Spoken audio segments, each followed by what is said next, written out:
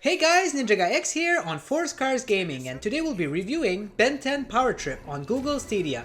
Will this game transform you into a Ben 10 fan, or will it steal your enjoyment from the series? Let's find out!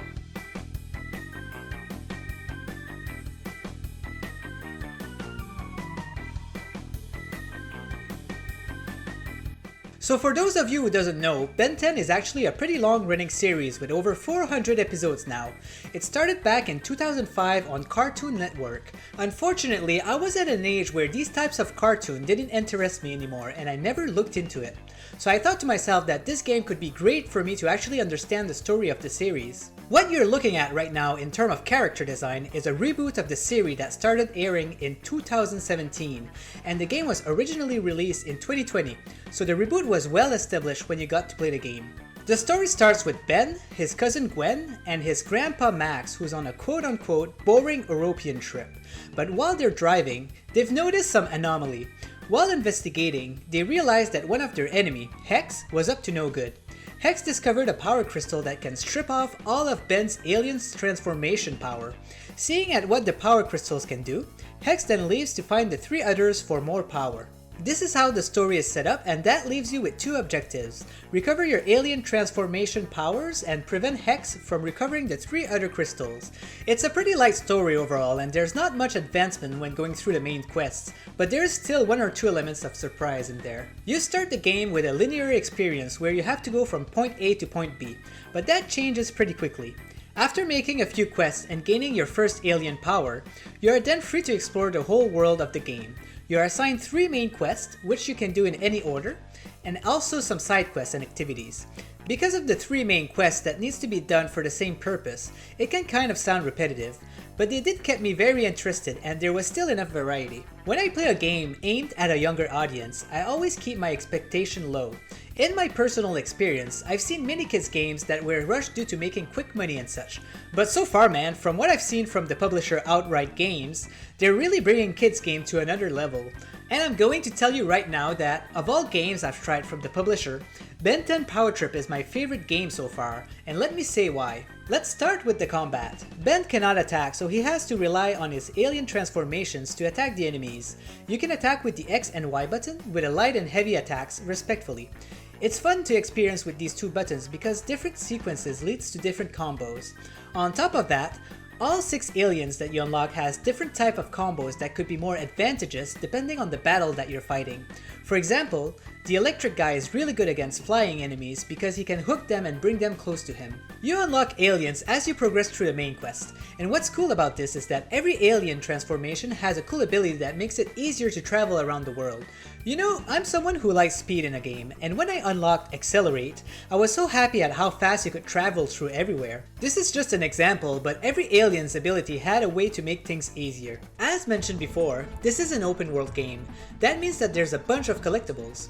You have crystals that you have to break that gives you rewards, but you can't break them until all enemies around are cleared.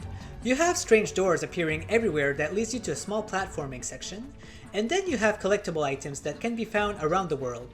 The game took me around 6 hours to complete, but I'm sure that it can be doubled if I'd want to unlock everything in it. And you can also buy or obtain bars that temporarily boost your stats, which was very useful when I needed to defeat tough enemies. The world is very well crafted.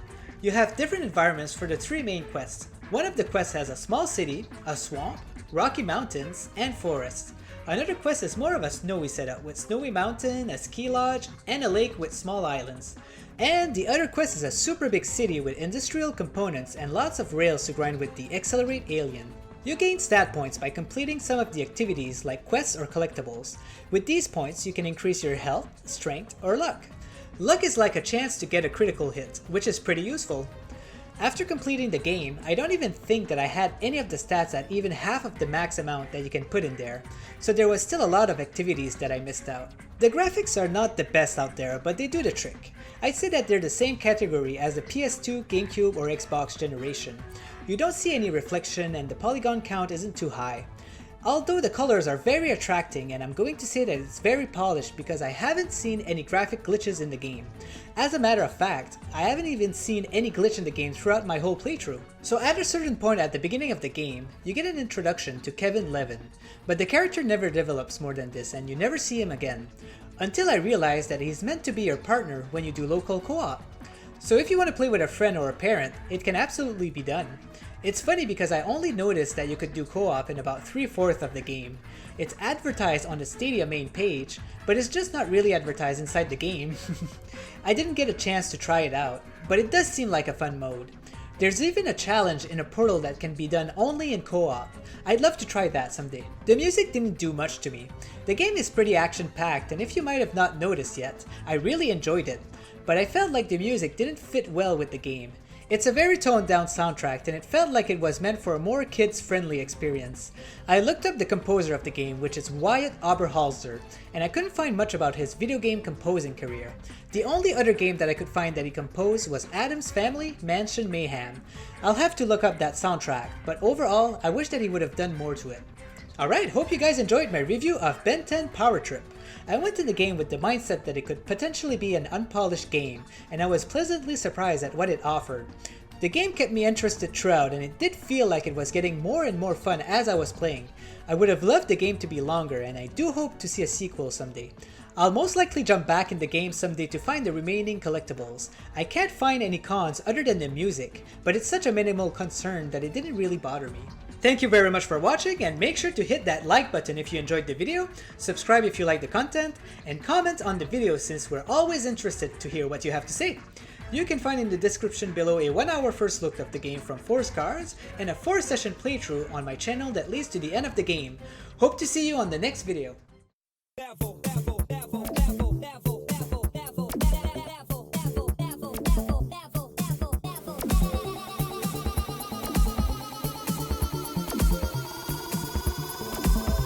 To the next level.